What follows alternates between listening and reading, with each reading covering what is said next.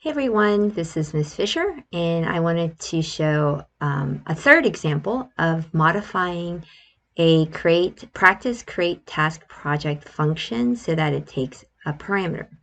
So this was Bradley's project originally, and if you run the program, you can create a watch list from the Netflix data set. So it's a random list of 5 titles. Okay, so very cool.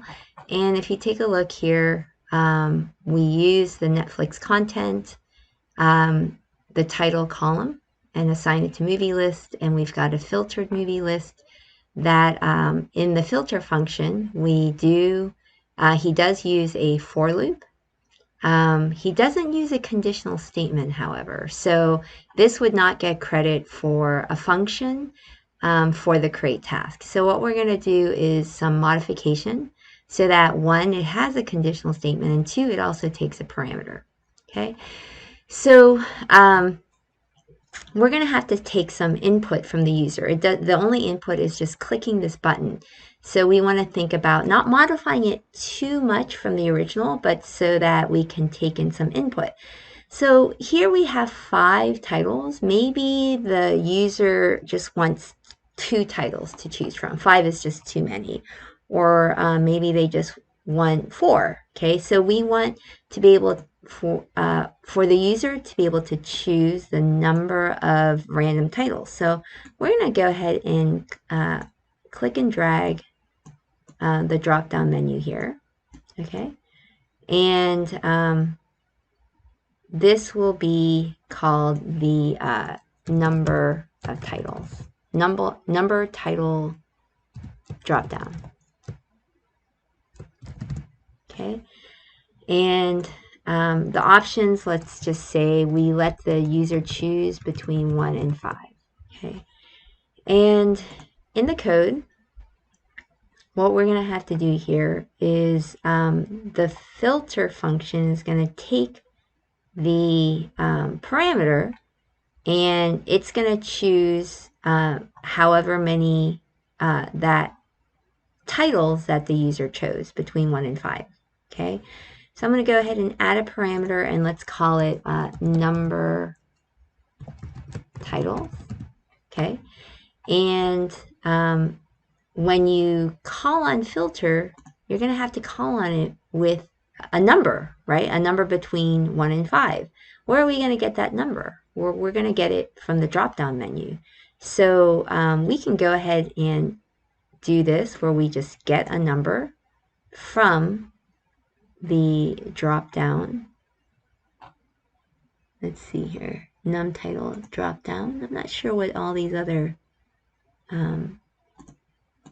there's some other things going on here. Okay. This did not save as number titles drop down. Oh, I think I kind of messed up here. Okay, this is called the back button.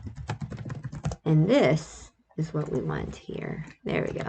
Okay, now that makes a lot more sense. I'm like, why do we have more than one drop down? So now let's go back, and it is called the back button. Bradley did a nice job naming these, and we were right here, right? When we call on it here, get number, num titles drop down. But you can do it this way, or you can store the number that you get and then pass that as the argument. So when you call on the function, the parameter that the input that you're going to pass into the function is called the argument. So a lot of times it's kind of nice to use a local variable and get the number. And let's say this is a user number titles. Okay, we're getting the number of titles from the user, and whatever is stored in this variable, that's what you're going to use as an argument for when you call on the function. Okay, so this number is going to be always going to be between 1 and 5. That's the nice thing about using a drop down. So when that data passes to this parameter, so this is a parameter variable when you define the function. This is when you call the function, and this is called, the input is called the argument. okay? So when you call on it, you get the number from the user, and it gets passed as input into this function definition.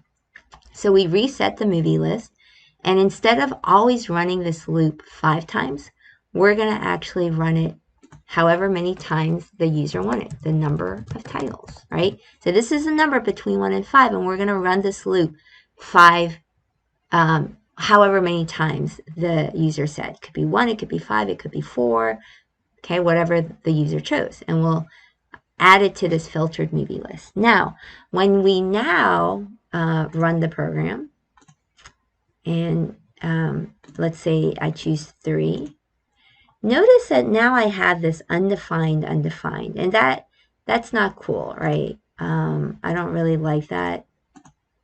So I really just want all of these to be blank. So that's where I can use my conditional statement, because we don't have a conditional statement yet. So let's go ahead and think about how we can add a condition so that we can clean this up a little bit. So let's go to our if, okay, and drag that out. So when we have 5, all is good. But if the number of titles was less than 5, then I want to add some empty strings so that when I print the list at index 2, like currently this list has only 1 item. But let's go ahead and add just like an empty string so then it has 5 items. And when you set property, this is the nice thing about it. What Bradley did here was he has all of the items from the list from index 0 to index 4. But the problem is, if the user chose 3, there is no index 4 or index 3, right? There's only an index 0, 1, and 2. So we're going to add empty strings to that, okay? So we'll put a console.log here so you can see the difference. So I'm going to put, let's print it here, filtered movie list. And then after we add the empty strings, we're going to print it here as well. Okay. Filtered, oh, okay, this is not capitalized. He did not capitalize it here. Actually, I'm going to go ahead and capitalize it because you should really use camel case here. Okay. So if the number of titles is less than 5, then we want to go ahead and add empty strings, right? How many empty strings do we want? Well, we want basically however many, like if I chose 3, then I want 2 empty strings. If I chose 4, I want 1 empty string, right? So it's going to be 5 minus the number of titles, okay, I++. And I'm going to go ahead and append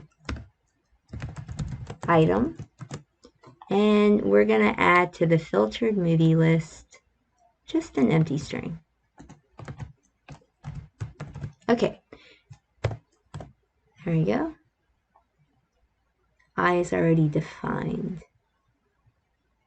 Okay, so let's use J. Okay, so since I typed using text, they actually prefer the curly braces here. So there we go. And then now we can put it in block mode. Okay. All right, so let's go ahead and reset. Let's clear this and run and start. Suppose I have 2 that I want to see. Create watch list. You can see that I print it and there are 2 items.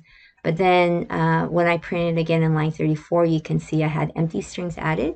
But when you use that command, the set property in this area, the double quotes are not seen, okay, which is nice. You don't want to see the double quotes here, although you do see them in the console window.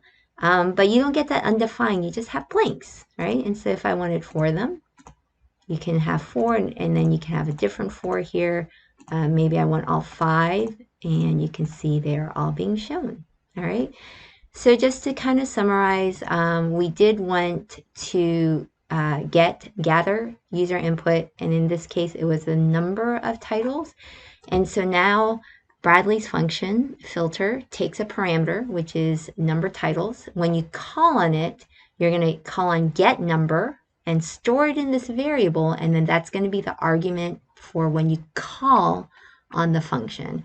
And this would work because, for example, if you put 2 titles, this would be true, but if you put 5 titles, this conditional statement in line 27 would be false.